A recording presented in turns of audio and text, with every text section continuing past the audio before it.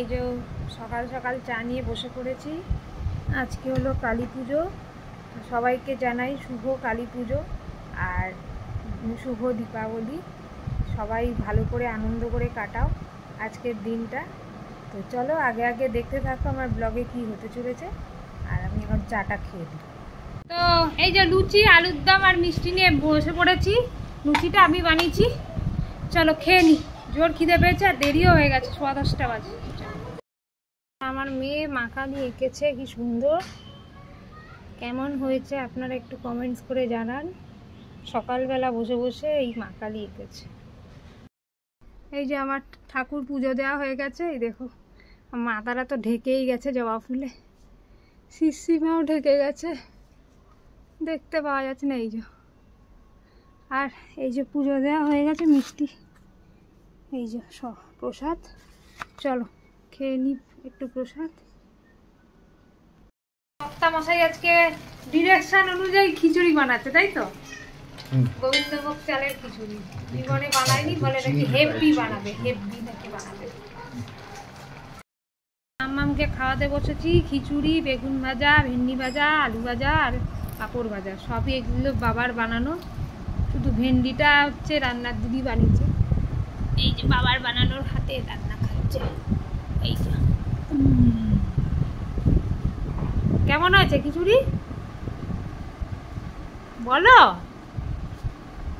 দেখ বলছে না, বল। আজকে লাঞ্চ মেনু হচ্ছে খিচুড়ি, ধোকার ডালনা, ফুলকপির তরকারি, টমেটোর চাটনি, আর এইদিকে পোস্ত বড়া, পাঁপড় ভাজা, বেগুনি, আলু ভাজা। এগুলো সব হাজবেন্ডই করেছে, খিচুড়ি আর এই ভাজাভুজি, আর এই ধোকার ডালনাটা আমি করেছি। বসে পড়েছি খেতে। শুভ কালী পুজো বলে রাখ। শুভ কালী পুজো, হ্যাপি দিওয়ালি। তো এই যে এখন খেতে বসেছি, আমাদের মেনু তো দেখিয়ে দিয়েছি, চলো খেয়ে নিই। এই যে চা নিয়ে বসে পড়েছি, একটু রাঙ্গোলি বানাচ্ছিলাম, তো এখন এই যে একটু চা খেয়ে দিই। এই যে বাবাজি, এই অনেক কষ্টে একটা বানানো হলো দিওয়ালির রঙ্গোলি, অনেক বাধা বিপত্তি পেরিয়ে। পরে তোমাদের স্টোরিটা বলবো কেন।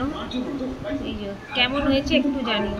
আমার মাম্মাম রঙ্গোলি বানিয়েছে, কি বানানোর চেষ্টা করেছে আমি ঠিক জানি না। ময়ূরী বানানোর চেষ্টা করেছে অনেক কষ্টে। যাই হোক, যাই বানিয়েছে ভালো করেছে। আপনারা একটু কমেন্ট করে জানাবেন।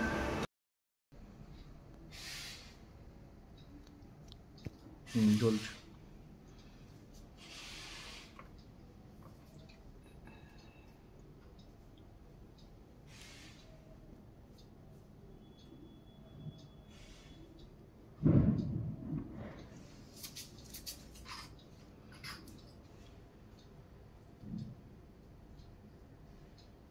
দেখুন অন্ধকারে কি সুন্দর লাগছে।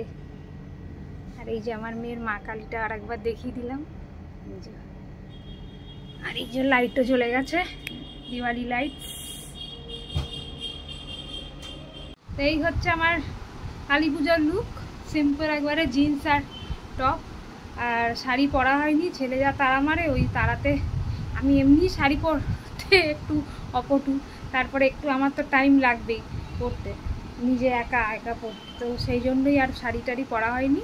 এইসব করতে গিয়ে একটু লেট হয়ে গেল। চলো এবার বেরোই কালী ঠাকুর দেখতে। এই হলো এই হলো মাম্মামের লুক, কাট করেছে। দাঁড়া পরে আবার দেখা।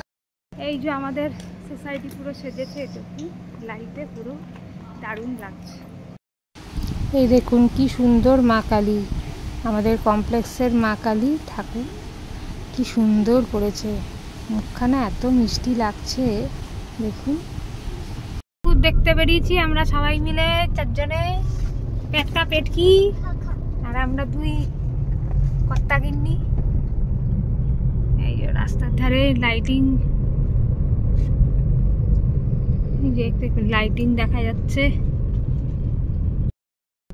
এই যে একটা মন্দিরে মা কালী দর্শন করলাম। এই যে মা কালী দেখুন।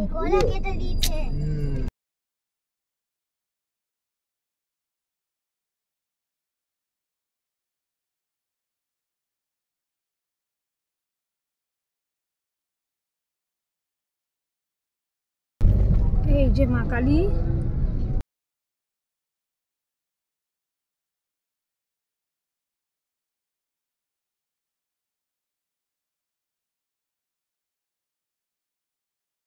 এই মা মেতে ঠাকুর দেখা হয়ে গেল। চলো উঠে পড়ি।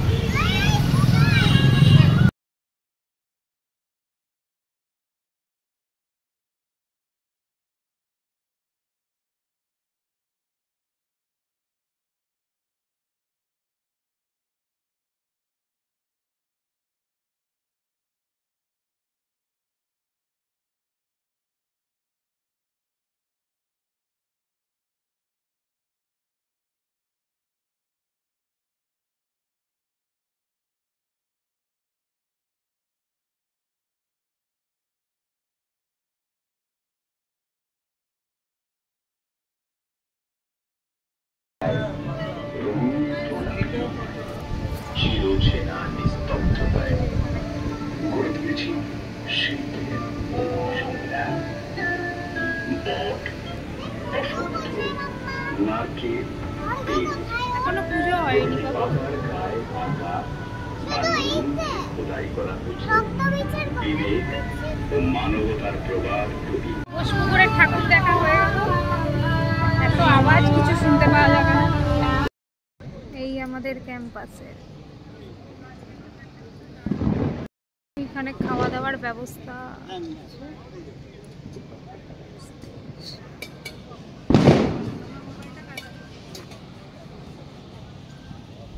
এই যে মাম্মাম জল খেতে ব্যস্ত।